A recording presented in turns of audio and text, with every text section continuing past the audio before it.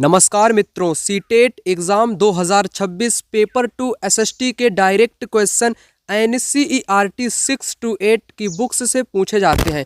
NCERT geography class 6 का पहला topic जिसका नाम है सौर मंडल में पृथ्वी, जो कि सिलेबस का ही पहला टॉपिक है। मैं आपको अपने खुद के नोट्स से यह चैप्टर आपको कंप्लीट कराने वाला हूं।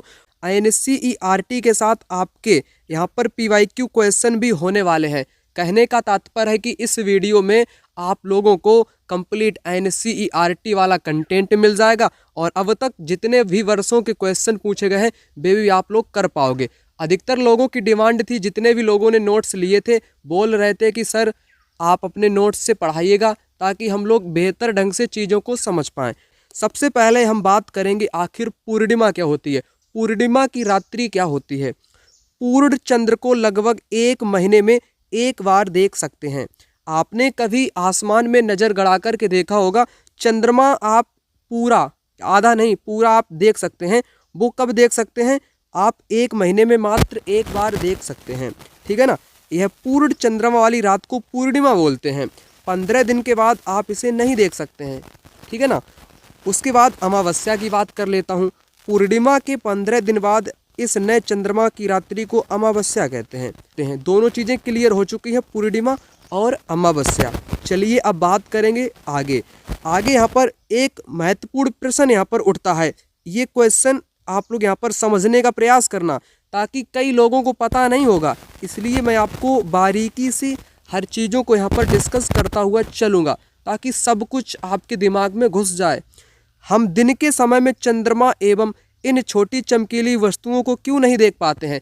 जैसे मान लो दिन का टाइम है, दोपहर का टाइम है, हम लोग आसमान में देखेंगे हमको केवल सूरज ही दिखाई पड़ेगा, हमको चंद्रमा काहे नहीं दिखाई पड़ता है ना। और छोटे छोटे जो पिंड हैं चमकते हैं रात में, वो तारे क्यों नहीं दिखाई पड़ते हैं। इसका कारण है, ऐसा इसलिए है क्योंकि सूर्य के अत्यधिक तेज प्रकाश के कारण रात के समय चमकने वाली वस्तुओं को हम दिन में नहीं देख पाते, क्योंकि सूर्य का जो प्रकाश है एक अनंत प्रकाश, विशालतम प्रकाश है, जो कि तारों के प्रकाश को रोक देता है। वो फीके पड़ जाते हैं इनके सामने, क्योंकि सूरज का प्रकाश एक भयंकर प्रकाश है, बहुत तेज प्रकाश है, इसलिए हम लोग दिन में तारों को नहीं देख पाते हैं। क्लियर हो चुकी बात। क्वेश्चन बन सकता है या कभी कभार कोई आपसे पूछ ले तो आप जवाब दे देना। अब मैं यहाँ पर बात कर लेता हूँ खगोलीय पिंड क्या है। खगोलीय पिंड आखिर होते क्या हैं।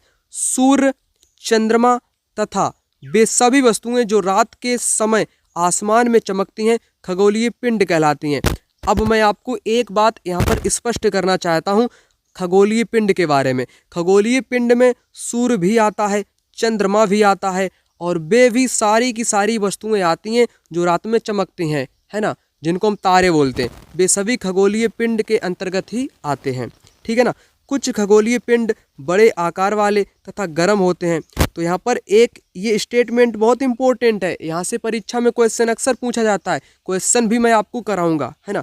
तो कुछ खगोलीय पिंड बड़े आकार के होते हैं, गर्म भी होते हैं, इनके पास अपनी ऊष्मा तथा प्रकाश होता है, जिसे हम तारा यानी कि स्टार बोलते हैं। क्या बोलते हैं? स्टार बोलते हैं। सूर्य क्या है? सूर्य भी एक तारा है, जो हम लोग सूरज को दिन में देखते हैं, है ना, जिसकी गर्मी हम लोग महसूस करते हैं, वो भी एक स्टार है। क्या है? तारा है, ठीक है ना। आप लोग समझ गए, है ना।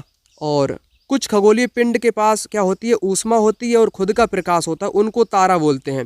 तारा और ग्रह में अंतर क्या है? अभी मैं आपको ग्रह भी बताऊंगा। ग्रह क्या होते हैं? इनके पास प्रकाश नहीं होता है, ग्रह के पास प्रकाश नहीं होता है। और तारा के पास क्या होता है? इनके पास प्रकाश होता है। जैसे सूर्य के पास क्या है? सूर्य के पास प्रकाश है। ग्रह क्या है जिसमें हम लोग रहते हैं? पृथ्वी एक ग्रह है। पृथ्वी के पास कोई भी प्रकाश नहीं है, बल्कि सूरज के प्रकाश से प्रकाशित होती है। अंतर आप लोग समझ गए। तारा में प्रकाश खुद का होता है, ग्रह में प्रकाश नहीं होता है। सिंपल सी बात, अभी आगे मैं आपको बताऊंगा क्वेश्चन के जरिए। जितने भी नए लोग पहली बार इस वीडियो को देख रहे हैं उनके लिए एक छोटी सी बात बताना चाहता हूं। अगर आप लोग अच्छे अंकों के साथ पास होना चाहते हैं, और हर बार लाखों बच्चे फेल होते हैं मात्र सामाजिक विज्ञान की वजह से, अगर आप लोग इन नोट्स को लेना चाहते हो जिनसे मैं आपको ये वीडियो कराऊंगा, तो आप लोग इन नोट्स को भी ले सकते हो। नोट्स में आपको कंप्लीट एनसीईआरटी निचोड़ मिलेगा, हिस्ट्री, ज्योग्राफी, पॉलिटी और नोट्स में अब तक पूछे गए सभी वर्षों के क्वेश्चन भी आपको मिल जाएंगे। दोनों चीज़ें आपको एक साथ मिल जाएंगी, कंटेंट भी मिल जाएगा, PYQ क्वेश्चन भी मिल जाएगा और दोनों चीज़ें आपकी क्लियर हो जाएंगी। परीक्षा में कैसा भी क्वेश्चन आएगा आप उन क्वेश्चन को कर लेंगे, ठीक है ना। तो आप लोग इन नोट्स को भी ले सकते हैं। नोट्स आपको PDF में मिलेगा, नंबर आपकी स्क्रीन पर है, इस नंबर पे आप लोग कॉल करके इन नोट्स को प्राप्त कर सकते हैं और पूरी 60 नंबर की तैयारी कर सकते हैं। नोट्स के साथ आपकी मदद भी की जाएगी, पर्सनल कुछ भी पूछना होगा, कोई सा भी डाउट, कोई सा भी क्वेश्चन, सब कुछ आपको बताया जाएगा। उसके बाद नक्षत्र मंडल की मैं बात कर लेता हूँ। नक्षत्र मंडल तारों के विभिन्न समूहों द्वारा बनाई गई विविध आकृतियों को नक्षत्र मंडल बोलते हैं। हम लोग जब रात्रि में आसमान में नज़र से देखते हैं तो आपको तारों की आकृतियां दिखाई देती हैं, है ना। तो उन्हीं आकृतियों को नक्षत्र मंडल के नाम से जानते हैं। अर्सा मेजर या बिग वियर इसी तरह का एक नक्षत्र मंडल है। परीक्षा में क्वेश्चन पूछा गया है अर्सा मेजर या बिग वियर क्या है, तो ये एक नक्षत्र मंडल है। सप्तऋषि क्या है? 7 तारों का समूह। सप्तऋषि यानी कि 7 तारों का समूह, जो कि नक्षत्र मंडल अर्सा मेजर का भाग है। एग्जाम में कल को पूछ ले सप्तऋषि किसका भाग है, तब आपको बताना पड़ेगा अर्सा मेजर का भाग है सप्तऋषि। उसके बाद मैं बात कर लेता हूँ ध्रुव तारा की। क्वेश्चन पूछा गया है उत्तरी तारा उत्तर दिशा को बताता है। ध्रुव तारा जो है ये उत्तर दिशा की ओर इंगित करता है, इसे ध्रुव तारा भी कहा जाता है। यह आसमान में हमेशा एक ही स्थान पर रहता है। ध्रुव तारा एक ही स्थान पर रहता है, वो भी उत्तर की दिशा की ओर। हम सप्तऋषि की सहायता से ध्रुव तारे की स्थिति जान सकते हैं, ठीक है ना। किसकी सहायता से जान सकते हैं ध्रुव तारे की स्थिति? सप्तऋषि की सहायता से। अब मैं यहाँ पर बात करूँगा सबसे इम्पोर्टेंट ग्रह, प्लेनेट। ग्रह के बारे में मैंने अभी आपको अच्छे ढंग से क्या बताया, इनके पास प्रकाश नहीं होता है, बल्कि जिनके पास प्रकाश होता है उनसे ये क्या लेते हैं, ऊष्मा लेते हैं या प्रकाश लेते हैं, तारों से लेते हैं, है ना। तो ग्रह प्लेनेट के बारे में आपको बताऊं। कुछ खगोलीय पिंडों के पास अपनी ऊष्मा तथा प्रकाश नहीं होता है, वही क्या कहलाते हैं, वही ग्रह कहलाते हैं। और ये तारों की सहायता से चमकते हैं, इन्हें ग्रह कहते हैं। मैंने आपके उदाहरण के तौर पे आपको क्या, अपनी पृथ्वी ही मैंने ग्रह आपको बताया। जैसे पृथ्वी क्या है, पृथ्वी ग्रह है, मंगल ग्रह है, शनि ग्रह है ना, यूरेनस, अरुण, वरुण, बृहस्पति, ये सब क्या हैं, ग्रह हैं। ग्रहों के पास कोई प्रकाश नहीं है, जैसे पृथ्वी के पास कोई प्रकाश नहीं है। यह किसकी सहायता से प्रकाशित होती है? आप कहेंगे सूरज की रोशनी से प्रकाशित होती है ना। सूरज क्या है? सूरज एक तारा है। तो वही मैंने आपको बताया, ये लाइन बहुत इंपॉर्टेंट है। पिछली बार एग्ज़ाम जब हुआ था यहीं से डायरेक्ट क्वेश्चन बना है, अभी मैं आपको कराऊंगा, ठीक है ना। तो ग्रहों के पास अपनी ऊष्मा व प्रकाश नहीं होता, ये तारों की सहायता से चमकते हैं, खेल खत्म। उसके बाद मैं ग्रह की शब्द की बात करूं, ग्रह जिसे अंग्रेजी में प्लेनेट कहते हैं, ग्रीक भाषा के प्लेनेटाई से बना है, जिसका अर्थ है परिभ्रमक। परिभ्रमक का मतलब होता है चक्कर लगाने वाला या चारों तरफ घूमने वाला, यानी कि चारों ओर घूमने वाला। तो प्लेनेट का अर्थ क्या है? प्लेनेट का अर्थ है परिभ्रमक, यानी कि चारों ओर घूमने वाला। उसके बाद पृथ्वी भी एक ग्रह है जिस पर हम रहते हैं, यह सूर्य के प्रकाश से प्रकाशित होती है। पृथ्वी अपना संपूर्ण प्रकाश व ऊष्मा सूर्य से प्राप्त करती है। तो वही मैं आपको बार बार समझाने का प्रयास कर रहा था, जो कि NCERT लाइन में भी मेंशन कर दी गई है। तो मैं आशा करता हूँ इतना वाला आपको कंटेंट समझ में आ गया। अभी तक जितना भी मैंने आपको पढ़ाया, उनसे जुड़े जितने भी क्वेश्चन एग्जाम में अब तक आए हैं, वो मैं आपको एक नज़र में यहाँ पर करा देता हूँ, ठीक है ना। ठीक है ना। जितने भी लोगों ने वीडियो को स्किप किया होगा या आगे बढ़ाकर क्वेश्चन को देखने का प्रयास किया होगा, तो उन लोगों को शायद इनके बारे में ना पता हो। मैं जानकारी कहाँ से बता रहा हूँ, एक बार और कहूँगा, ये जानकारी आपको नोट्स के माध्यम से बताई जा रही। आप लोग व्हाट्सअप नंबर आपके सामने, कॉल या व्हाट्सअप पर मैसेज करके प्राप्त कर सकते हैं। तो पहला क्वेश्चन, पिंड जिनमें अपनी ऊष्मा व प्रकाश नहीं हो लेकिन वे तारों की रोशनी से चमकते हैं, उन्हें क्या कहा जाता है? तो ग्रह कहा जाता है। देखो 2012 में यह क्वेश्चन आया है। ग्रहों के पास कोई प्रकाश नहीं होता है, ये तारों की रोशनी से चमकते हैं। जैसे पृथ्वी, उदाहरण मैंने दिया था, इसके पास नहीं प्रकाश है, सूरज के प्रकाश से प्रकाशित होती है। और जो तारे होते हैं, तारों के पास खुद का ही प्रकाश होता है ना, इनका खुद का प्रकाश होता है। जैसे सूर्य, सूर्य क्या है? सूर्य एक तारा है। सूर्य के पास खुद का प्रकाश है। क्वेश्चन क्लियर हो चुका है। उसके बाद मैं अगले क्वेश्चन की बात करूं, ठीक है ना। परीक्षा हुई थी दिसंबर 2024 में, वहाँ पर क्वेश्चन पूछा गया है, which of the following statement is are correct about planets. ग्रहों के बारे में कौन सा कथन सही है, कौन सा कथन सही है। ग्रहों के बारे में मैंने आपको सब कुछ बता दिया, अभी नीचे भी आपको बताऊंगा। तो ग्रहों के बारे में अभी मैंने बताया, प्रकाश नहीं होता है, वे तारों के प्रकाश से प्रकाशित होते हैं, बिल्कुल उन्हीं की सहायता से चमकते हैं। पहली बात क्लियर। वे केवल चट्टानों के बने होते हैं, नहीं, कुछ तो चट्टानों के बने होते हैं, कुछ तो आपके गैसों के बने होते हैं, कुछ गर्म होते हैं, ठीक है ना। यहाँ पर केवल शब्द आ गया, इसलिए गलत है। सभी ग्रहों के पास अपने चांद होते हैं। चांद का मतलब है उपग्रह। उपग्रह जैसे पृथ्वी का उपग्रह क्या है, पृथ्वी, ठीक है ना। पृथ्वी का उपग्रह क्या है, चंद्रमा है। क्या है, पृथ्वी का उपग्रह चंद्रमा है। लेकिन सभी ग्रहों के उपग्रह भी नहीं होते हैं, ये भी बात गलत है। कुछ के होते हैं, कुछ के नहीं होते हैं। यहाँ पर केवल के कारण गलत है। अभी नीचे मैं आपको जानकारी बताऊंगा, वहाँ से स्पष्ट हो जाएगा। इसलिए यहाँ पर केवल ए सही है, केवल ए सही है। ये वाला पहला विकल्प यहाँ पर सही उत्तर हो जाएगा। उसके बाद ग्रह जो होते हैं गैस व चट्टान के बने होते हैं। कुछ ग्रह के पास अपने चांद होते हैं, कुछ के पास नहीं होते हैं, सिंपल सी बात। उसके बाद मैं नीचे आपको बताऊं सौर मंडल। आखिर सौर मंडल में क्या क्या शामिल है, किसको हम सौर मंडल बोलते हैं या सोलर सिस्टम बोलते हैं या सौर परिवार के नाम से जानते हैं। सूर्य को उसमें शामिल किया गया है। कुल 8 ग्रहों को शामिल किया गया है। उपग्रहों को शामिल किया गया है। कुछ अन्य खगोलीय पिंड जैसे क्षुद्र ग्रह हो गए, उल्का पिंड हो गए, इनको मिलकर सौर मंडल का निर्माण होता है। हम उसे सौर परिवार यानी कि सोलर सिस्टम या सोलर फैमिली के नाम से भी जानते हैं। सौर मंडल का मुखिया सूर्य है, क्योंकि यही मुख्य इसका एक दाता है ना, सूर्य ही है, ठीक है ना। तो अब हम एक एक करके सूर्य की बात करेंगे, फिर चंद्रमा की बात करेंगे, फिर पृथ्वी की बात करेंगे। तो सबसे पहले बात कर लेते हैं सूर्य की, सन की बात कर लेते हैं, ठीक है ना। सूर्य सौर मंडल के केंद्र में स्थित है।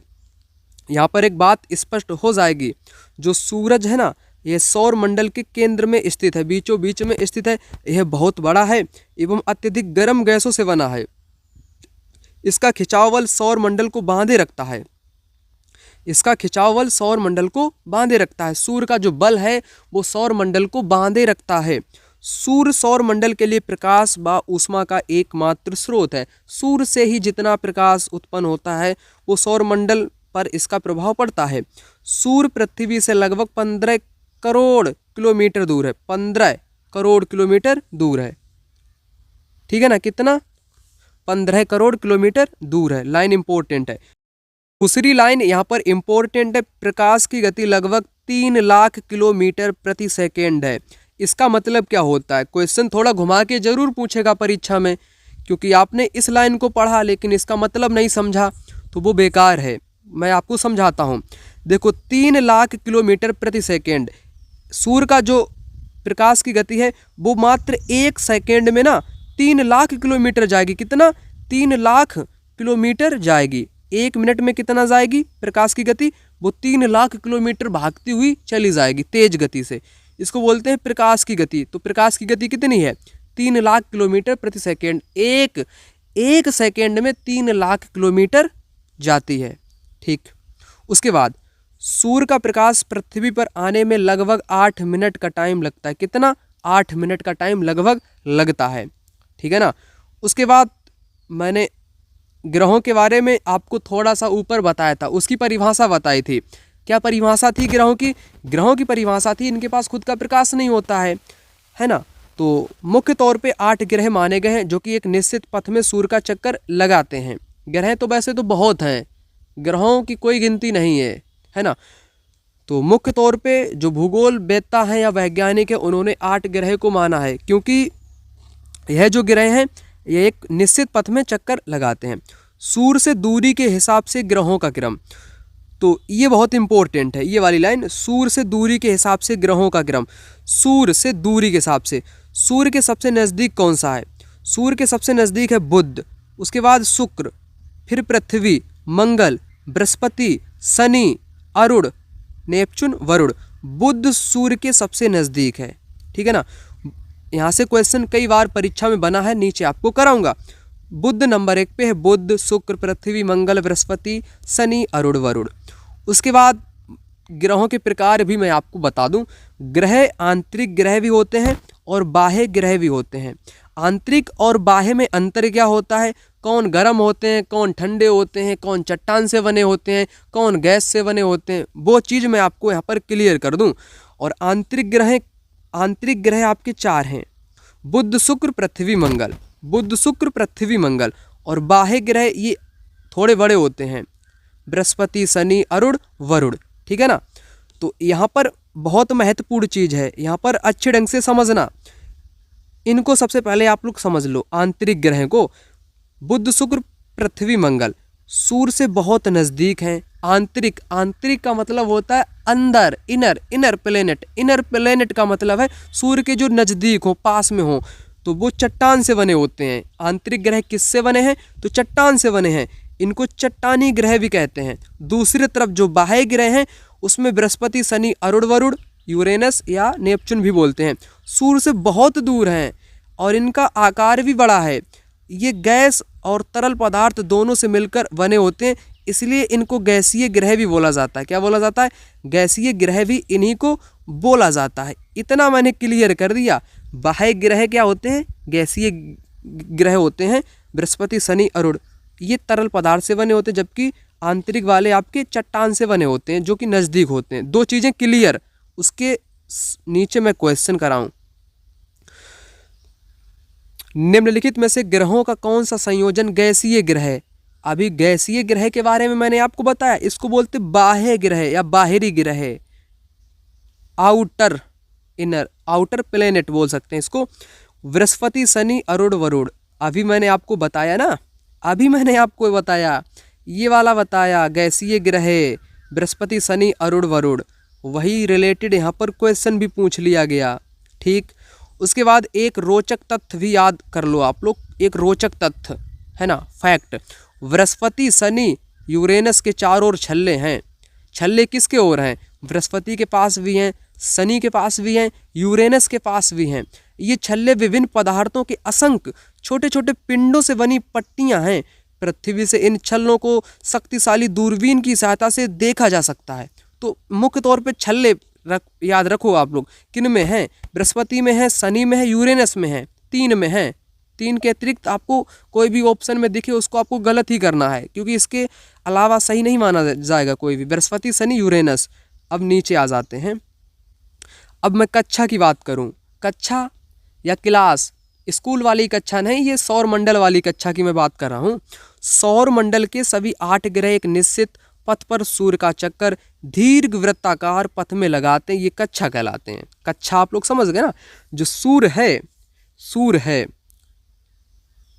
वो एक और 8 ग्रह हैं, सूर्य का चक्कर लगाते हैं। 8 ग्रह जो हैं, पृथ्वी, शनि, मंगल, बृहस्पति, अरुण, वरुण, ये ग्रह हैं, बुध ग्रह है, ये सूर्य का चक्कर लगाते हैं। किस पथ में लगाते हैं, दीर्घ वृत्ताकार पथ होता है। कैसा, दीर्घ का मतलब बड़ा पथ होता है, इसी को ही कक्षा बोलते हैं।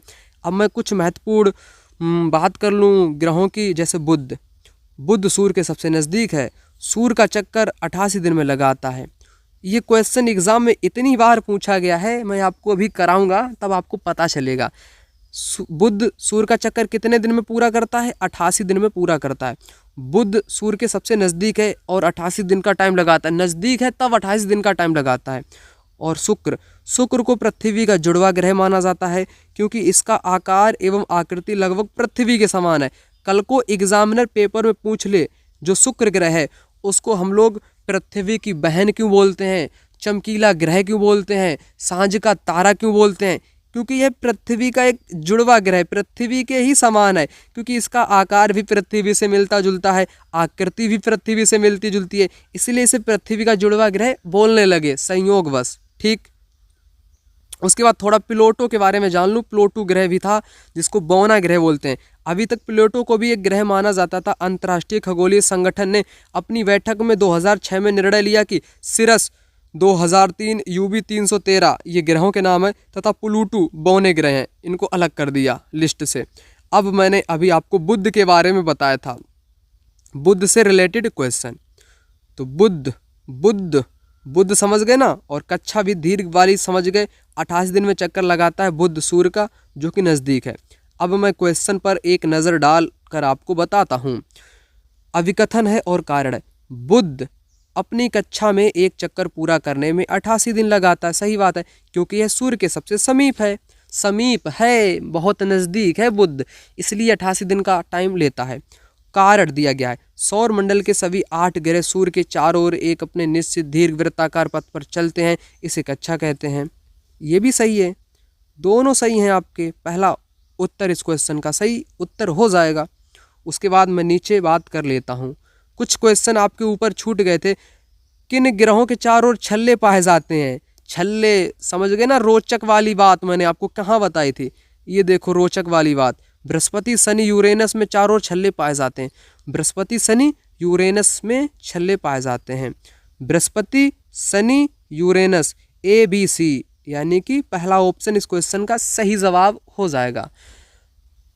यहाँ तक आपने वीडियो देख लिया, अभी तक कमेंट बॉक्स में कमेंट नहीं किया तो बहुत गलत बात है। जितने भी लोग नोट्स ले चुके हैं, कमेंट बॉक्स में नोट्स की राय तो दे दो। इतना बढ़िया कंटेंट आपको प्रोवाइड कर रहा हूँ तो कमेंट बॉक्स में कमेंट करो, है ना। कुछ भी कमेंट करो, प्यारा सा कमेंट करो, कहाँ से हो ये ही बता सकते हैं आप।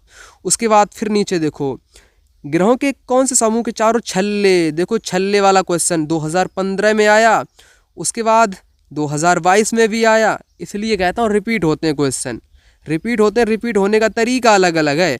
यहाँ पे 4 ऑप्शन दे दिए, फिर उसमें ABCD करके दे दिया, और इस वाले क्वेश्चन में डायरेक्ट ABCD करके उसके अंदर भी ग्रहों के नाम भर दिए। तो शनि बृहस्पति यूरेनस, समझ गए ना आप, तो ये सही हो जाएगा। उसके बाद फिर देखो क्वेश्चन,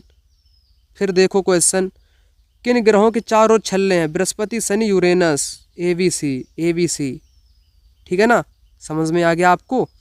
उसके बाद अब देखो, उतना मैंने आपको बताया जितना महत्वपूर्ण था। अब मैं बात करूँगा अपनी प्यारी पृथ्वी की बात करूँगा, जिस पर हम लोग रहते हैं, अपना जीवन यापन करते हैं, है ना, ऑक्सीजन लेते हैं, सब कुछ करते हैं जितना करने लायक है, उसी की बात करेंगे, पृथ्वी की बात करेंगे। ध्यानपूर्वक यहाँ पर आप सुनना, समझना, ना समझ में आए तो कमेंट बॉक्स में कमेंट करना, मैं सहायता के लिए खड़ा हूँ, ठीक है। तो इसको समझा देता हूँ आपको अच्छे ढंग से। सूर्य से दूरी के हिसाब से पृथ्वी तीसरे नंबर पे है। पहले नंबर पे तो बुध है, बुध सबसे नज़दीक है सूर्य के, बुध। दूसरे नंबर पे है शुक्र, बुध शुक्र, और तीसरे नंबर पे है पृथ्वी। पहले पे है बुध, दूसरे पे है शुक्र, तीसरे पे है पृथ्वी। तो पृथ्वी का नंबर क्या है? तीसरा नंबर है सूर्य के दूरी के हिसाब से। पहली बात क्लियर। दूसरी, आकार में 5वां सबसे बड़ा ग्रह है। पहला कौन सा बड़ा है? पहला बृहस्पति है, बृहस्पति सबसे बड़ा ग्रह है, और 5वें नंबर पर हमारी प्यारी पृथ्वी का नंबर आता है। और सबसे रोचक तथ्य, ये वाली लाइन बहुत इंपॉर्टेंट जो मैं आपको कराऊंगा, बहुत बार क्वेश्चन परीक्षा में रिपीट हुआ है। ये ध्रुवों के पास थोड़ी चपटी है और बीच में उभरी है, इसीलिए इसके आकार को भू आब मतलब जियोइड बोलते हैं। भू आब को जियोइड कहा जाता है। भू आब का अर्थ है पृथ्वी के समान आकार। तो इतना आपको समझा दिया, 2 लाइन। 5वां बड़ा नंबर है पृथ्वी का, और तीसरे नंबर पे आती है सूर्य के दूरी के हिसाब से। लेकिन ये वाली लाइन कई लोगों को समझ में नहीं आई होगी, उसको समझा देता हूँ। देखो एक चित्र, मैंने ग्लोब ही उठा लेता हूँ यहाँ पर, ये लो, इसी को जूम कर लेता हूँ। लो पृथ्वी, तो पृथ्वी ध्रुव यहाँ पर भी है, यहाँ पर भी है। तो यहाँ पर पृथ्वी कैसी है? चपटी हुई है ना, चपटी हुई है। और बीच वाला जो क्षेत्र है, ये वाला जो बीच वाला क्षेत्र है, ये कैसा है? उभरा हुआ है। ध्रुवों पर चपटी है और किनारों पर नहीं, बीच में उभरी है और ध्रुवों पर चपटी हुई है। इसीलिए पृथ्वी को भू आब बोलते हैं। क्या बोलते हैं? भू आब बोलते हैं। भू आब का मतलब है पृथ्वी के समान आकार। बस क्लियर हो गया। अब मैं आगे बात कर लेता हूँ, ठीक है ना। उसके बाद पृथ्वी के बारे में और महत्वपूर्ण, जीवन के लिए अनुकूल परिस्थितियाँ केवल पृथ्वी पर ही पाई जाती हैं। पृथ्वी ना तो अधिक गर्म है और ना ही अधिक ठंडी है। अंतरिक्ष से पृथ्वी नीले रंग की दिखाई पड़ती है, क्योंकि 2/3 पानी से ढकी है, 2/3 पानी से ढकी है, इसलिए इसे नीला ग्रह भी बोलते हैं। कल को परीक्षा में पूछ ले पृथ्वी को नीला ग्रह क्यों बोलते हैं, क्योंकि 2/3 पानी से ढकी है और अंतरिक्ष से नीली दिखाई पड़ती है। पृथ्वी ना तो गर्म है ना ही अधिक ठंडी है, इसलिए मानव यहाँ पर रहते हैं। अब जितना मैंने आपको पृथ्वी के बारे में अभी बताया, अब उससे संबंधित क्वेश्चन कराऊं। सीटेट सितंबर 2015 में यह क्वेश्चन आया हुआ है। पृथ्वी को भू आब के रूप में क्यों वर्णित किया जाता है? भू आब मैंने अभी आपको चिल्ला चिल्ला के बताया। ये पृथ्वी ध्रुवों के पास चपटी है, बिल्कुल चपटी है, ठीक है ना, बिल्कुल चपटी है। चपटी के कारण ही भू आब बोलते हैं। और बीच में कैसी है? बीच में उभरी है, इसलिए इसको भू आब बोलते हैं। उभरी होने के कारण और चपटी होने के कारण इसको भू आब बोलते हैं, ठीक है ना। और यहाँ पर पृथ्वी ना तो अधिक गर्म है ना अधिक ठंडी है, सही है। 2/3 पानी से ढकी है, सही है। जीवन के लिए अनुकूल परिस्थितियाँ पृथ्वी पर पाई जाती, सही है। लेकिन भू-आब पूछा है, भू-आब के लिए कौन सा सही है? तो पहला सही हो जाएगा। कथन तो सभी सही है पृथ्वी के बारे में, लेकिन भू-आब के बारे में पहला ही सही है, ठीक। उसके बाद मैं आगे बात कर लेता हूँ। फिर पृथ्वी से जुड़ा हुआ क्वेश्चन है। जितना मैंने कंटेंट बताया वही कंटेंट से क्वेश्चन फंसता है और हमेशा ही फंसेगा। कथन ABC एक ग्रह की विशेषता का वर्णन करते, उस ग्रह की पहचान करें। सूर्य से दूरी के हिसाब से तीसरा ग्रह कौन सा है? मैंने आपको बताया पृथ्वी। पहले पर बुध है, दूसरे पर शुक्र, तीसरे पर पृथ्वी। आकार में पांचवा है कौन? पृथ्वी है पांचवा। यह ध्रुवों के पास थोड़ी चपटी है, पृथ्वी चपटी है और बीच में उभरी है, इसलिए इसको भू-आब बोलते हैं। चपटी होने के कारण इसको क्या बोलते हैं? भू-आब बोलते हैं। तो कौन सा सही हुआ आपका? 4th यानी कि पृथ्वी सही हुआ, ठीक है। उसके बाद फिर नीचे देख लो क्वेश्चन। पढ़ो, पृथ्वी मध्य में थोड़ी चपटी है तथा ध्रुवों पर उभरी है। बिल्कुल गलत बात है। जैसे मैंने पृथ्वी बना ली, ये है ध्रुव, यहाँ पर कैसी है? चपटी। पृथ्वी ध्रुवों पर थोड़ी चपटी है और बीच में उभरी है, बीच में उभरी है, तो बी सही है। ए गलत है, बी सही है, ठीक है ना। नहीं तो आप ऐसा ही क्वेश्चन आपको दिखे थोड़ा उल्टा सीधा, आप गलत ठोंक के आ जाओ, ऐसे काम नहीं चलेगा। इसलिए कहता हूँ ध्यान से ये देखो चीज़ें, ठीक। चलो नीचे देखता हूँ। तो मैंने आपको पृथ्वी के बारे में सारी जानकारी बता दी। अब मैं चंद्रमा के बारे में आपको जानकारी बताता हूँ। जिस प्रकार मैंने पृथ्वी को समझाया, क्वेश्चन भी कराया अब तक वाले, अब उसी प्रकार चंद्रमा की मैं बात यहाँ पर कर लेता हूँ। बड़े ही ध्यान से समझना। मून को, चंद्रमा, हमारी पृथ्वी के पास केवल एक ही उपग्रह है, वो है चंद्रमा। इसका व्यास पृथ्वी के व्यास का केवल 1/4 है। कहने का मतलब जो चंद्रमा का व्यास है, चंद्रमा का व्यास पृथ्वी के व्यास का केवल 1/4 है, 1/4 व्यास है, ठीक। ये हमसे लगभग 3,84,400 किलोमीटर दूर है। ये भी आपको पता होना चाहिए। चंद्रमा हमसे कितना दूर है? 3,84,400 किलोमीटर। नील आर्मस्ट्रॉन्ग 20 जुलाई 1969 को सबसे पहले चंद्रमा की सतह पर कदम रखा था। और हाल फिलहाल में कुछ वर्ष पहले है ना, चंद्रयान मिशन सक्सेस हुआ अपना, ठीक है ना। यहाँ पर सबसे मोस्ट इम्पोर्टेंट लाइन, चंद्रमा पृथ्वी का एक चक्कर 27 दिन में पूरा करता है। देखें कितने लोगों को याद है, एक कमेंट करके आप लोग बताना। बुध कितने दिन में सूर्य की पूरा चक्कर लगाता है? बुध कितने दिन में सूर्य का पूरा चक्कर लगाता है? कमेंट में बताना। अब मैं इस इम्पोर्टेंट लाइन की बात कर लेता हूँ। चंद्रमा पृथ्वी का एक चक्कर 27 दिन में पूरा करता है। लगभग इतना समय यह अपने अक्ष पर एक चक्कर लगाने में भी करता है, जिसके परिणाम स्वरूप पृथ्वी से हमें चंद्रमा का केवल एक ही भाग दिखाई पड़ता है। यहाँ से क्वेश्चन परीक्षा में बहुत बने हैं कि हमें केवल चंद्रमा का एक ही भाग क्यों दिखाई पड़ता है? क्योंकि पृथ्वी का चक्कर 27 दिन में लगाता है और उतना ही टाइम यानी कि 27 दिन का टाइम इसको अपने अक्ष पर भी चक्कर लगाने में लगता है। सूर्य का भी चक्कर 27 दिन में लगाता है चंद्रमा, और अपने अक्ष पर भी, अपने पथ पर भी उतना ही टाइम 27 दिन का लेता है। इसलिए हम लोगों को केवल चंद्रमा का एक ही भाग दिखाई पड़ता है, ठीक है। ये समझा दिया मैंने चंद्रमा के बारे में। और चंद्रमा की सतह पर जीवन अनुकूल नहीं है। चंद्रमा की सतह पर मानव नहीं निवास कर सकता है, क्योंकि परिस्थितियां नहीं है। सतह पर पर्वत हैं, मैदान हैं, गड्ढे हैं चंद्रमा पर, जो कि चंद्रमा की सतह पर छाया बनाते हैं। पूर्णिमा के दिन इन छायाओं को देखा जा सकता है, बिल्कुल देखा जा सकता है। अब आते हैं क्वेश्चन पर। चंद्रमा के बारे में कथन पढ़ें। पृथ्वी से हमें चंद्रमा का केवल एक ही भाग दिखाई पड़ता है, बिल्कुल सही, दूसरा नहीं दिखाई पड़ता है, क्योंकि समान टाइम लगता है, 27 दिन का सेम टू सेम टाइम लगता है अक्ष पर भी और सूर्य का चक्कर लगाने पर भी। चंद्रमा को अपने अक्ष पर घूमने तथा पृथ्वी के चारों चक्कर लगाने में लगभग एक जैसा समय लगता है। दोनों कथन सही हैं, तो पहला यहाँ पर सही उत्तर आपका हो जाएगा। यही लाइन से बहुत क्वेश्चन पूछा गया, अभी मैं आपको कराऊंगा। 27 दिन का टाइम लगता है चक्कर लगाने में, उतना ही अपने अक्ष पर भी लगता है। उसके बाद नीचे चंद्रमा के बारे में सही। चंद्रमा पर जीवन अनुकूल परिस्थितियाँ नहीं है, बिल्कुल नहीं है, क्योंकि चंद्रमा की सतह पर पर्वत हैं, मैदान हैं, गड्ढे हैं, और यहाँ पर लिख दिया गड्ढे नहीं हैं, इसलिए गलत हो गया कथन। चंद्रमा की सतह पर पर्वत छाया बनाते हैं, बिल्कुल बनाते हैं, जिनको हम पूर्णिमा के दिन छायाओं को देख भी सकते हैं। तो यहाँ पर ए और सी सही है, ए सी, यानी कि फोर्थ विकल्प यहाँ पर सही हो जाएगा। ये गलत क्यों है, यहाँ पर नहीं जोड़ दिया गया है, गड्ढे नहीं बल्कि गड्ढे हैं चंद्रमा पर, मैदान भी हैं, पर्वत भी हैं, जिनको हम लोग पूर्णिमा के दिन देख सकते हैं छायाओं को। उसके बाद यहाँ पर देखो क्वेश्चन कितनी बार आया है। पृथ्वी से चंद्रमा का केवल एक ही भाग दिखाई पड़ता है। क्यों एक भाग दिखाई पड़ता है?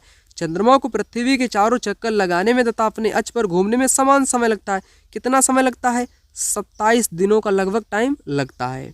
उसके बाद फिर मैं आपको करा दूं, ठीक है ना। तो बहुत क्वेश्चन आए हैं पेपर में। ग्रह व उपग्रह में अंतर। ग्रह सूर्य के चारों ओर चक्कर लगाते हैं ग्रह, और उपग्रह ग्रहों के चारों ओर चक्कर लगाते हैं। ग्रह उपग्रह में अंतर समझ लिया ना आपने।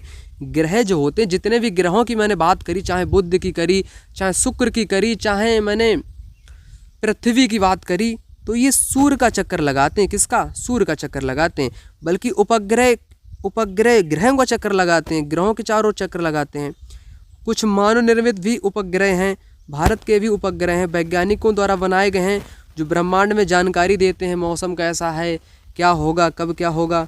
पृथ्वी पर संचार माध्यम के लिए भी किया जाता है। भारतीय उपग्रह है इनसेट है, IRS है, एडुसेड है ना। ये भारतीय उपग्रह है, परीक्षा में आया हुआ क्वेश्चन है, ठीक। उसके बाद देखो, उपग्रह पूछ लिया, एडुसेड क्या है? उपग्रह एक मानव निर्मित भारतीय उपग्रह है, मैंने अभी आपको बताया एडुसेड, ठीक। उसके बाद क्षुद्र ग्रह की मैं बात कर लेता हूँ। क्षुद्र ग्रह बहुत इंपॉर्टेंट है। क्षुद्र ग्रह तारों, ग्रहों एवं उपग्रहों के अलावा असंख्य छोटे पिंड भी सूर्य का चक्कर लगाते हैं। देखो, सूर्य का चक्कर तो बहुत अनंत लगाते हैं, उसमें ग्रह भी शामिल हैं, उपग्रह भी शामिल हैं, सब लगाते हैं, तारे भी लगाते हैं, ठीक है ना। असंख्य, इनको क्या बोलते हैं? इन पिंड को क्षुद्र ग्रह बोलते हैं, ठीक है ना। और जो क्षुद्र ग्रह होते हैं, ये मंगल और बृहस्पति की कक्षाओं के बीच में पाए जाते हैं। लाइन यह वाली इम्पोर्टेंट है, यह वाली इम्पोर्टेंट है। ये किसके बीच में पाए जाते हैं? क्षुद्र ग्रह मंगल के बीच में और बृहस्पति की कक्षाओं के बीच में पाए जाते हैं। वैज्ञानिकों के अनुसार क्षुद्र ग्रह ग्रहों के ही भाग होते हैं, जो कि बहुत वर्ष पहले विस्फोट के बाद ग्रहों से टूटकर अलग हो गए थे। अब क्षुद्र ग्रह से संबंधित क्वेश्चन। क्षुद्र ग्रह किन की कक्षाओं के बीच में पाए जाते हैं? मंगल और बृहस्पति की कक्षाओं के बीच में पाए जाते हैं। क्षुद्र ग्रह कहाँ पर पाए जाते हैं? मंगल और बृहस्पति की कक्षाओं के बीच में पाए जाते हैं। अब आप भूल गए होंगे कि क्षुद्र ग्रह क्या है, फिर मैं आपको बताना चाहता हूँ। तारों, ग्रहों, उपग्रहों के अलावा, तारों और ग्रहों और उपग्रहों के अलावा भी जितने भी असंख्य, कोई गिनती नहीं, अनंत छोटे पिंड भी सूर्य का चक्कर लगाते हैं, उनको क्षुद्र ग्रह बोलते हैं। मंगल बृहस्पति के बीच में पाए जाते हैं। उसके बाद नीचे क्षुद्र ग्रहों के बारे में नीचे लिखे वाक्यों को पढ़ें। ये सूर्य की परिक्रमा लगाते हैं, बिल्कुल लगाते हैं। कभी कभार पृथ्वी के बहुत नज़दीक आ जाते हैं और इस पर गिर जाते हैं। क्षुद्र ग्रह नहीं गिरते हैं, क्षुद्र ग्रह नहीं गिरते हैं, उल्का पिंड गिरता है। पृथ्वी पर क्या गिरता है? उल्का पिंड गिरता है। ये मंगल ग्रह एवं बृहस्पति के बीच में पाए जाते हैं, ये सही है। बी को छोड़ के सभी सही हैं। बी इसमें तो हटाओगे, इसको भी हटाओगे, इसको भी हटाओगे, बचेगा थर्ड वाला, जो कि सही जवाब आपका यहाँ पर हो जाएगा। मैंने यहाँ पर उल्का पिंड लिख भी दिया था। उल्का पिंड बोलते हैं, उल्का पिंड गिरते हैं पृथ्वी पर। अब उल्का पिंड की मैं बात कर लेता हूँ। जब आपका कंसेप्ट क्लियर होगा, क्वेश्चन कैसा भी बने परीक्षा में आप उसको कर पाएंगे। अब उल्का पिंड समझो सूर्य के चारों ओर चक्कर लगाने वाले पत्थरों के छोटे छोटे टुकड़ों को उल्कापिंड कहते हैं। पत्थरों के छोटे छोटे टुकड़ों को भी उल्कापिंड कहते हैं। कभी कभी उल्कापिंड पृथ्वी के बहुत नज़दीक आ जाते हैं और वायु के संपर्क में आने पर जल जाते हैं, जिस कारण चमकदार प्रकाश उत्पन्न होता है। कभी कभी उल्कापिंड पूरी तरह जले बिना पृथ्वी पर गिर जाते हैं, जिस कारण धरातल पर गड्ढे भी बन जाते हैं। नोट: मध्य मंडल में उल्कापिंड आने पर जल जाता है। ये मैंने लिख दिया था अलग से, क्योंकि परीक्षा में पूछा गया क्वेश्चन है, मध्य मंडल में उल्कापिंड जल जाता है आने पर।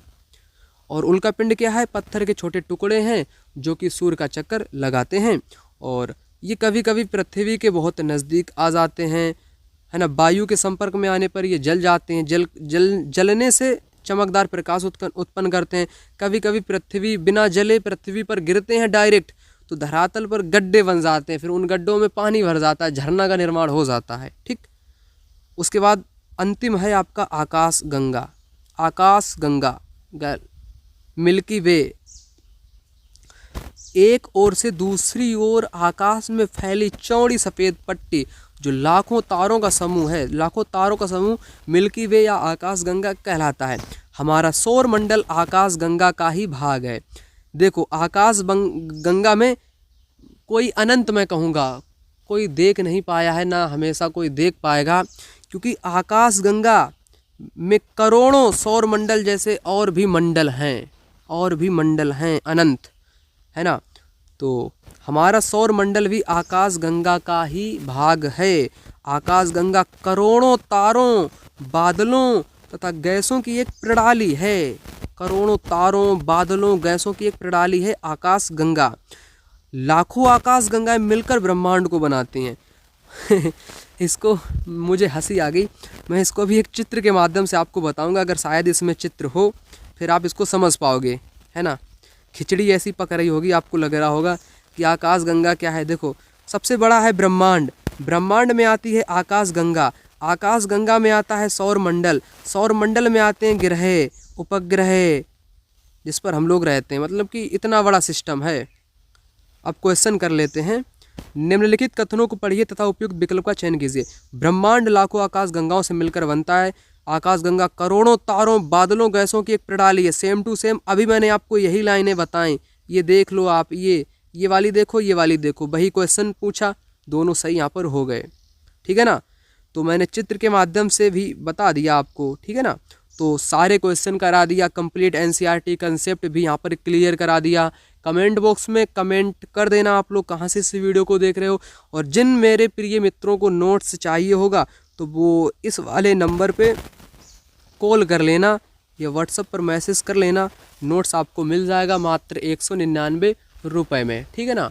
पूरी तैयारी करो 60 नंबर की, आराम से घर पे रह के, अलग से कुछ भी नहीं पढ़ना पड़ेगा। कुछ पूछना होगा तो मैं आपको बता दूंगा, आप पूछ सकते हैं। ठीक है ना। तो मिलता हूँ अगली वीडियो में, तब तक के लिए जय हिंद, वंदे मातरम।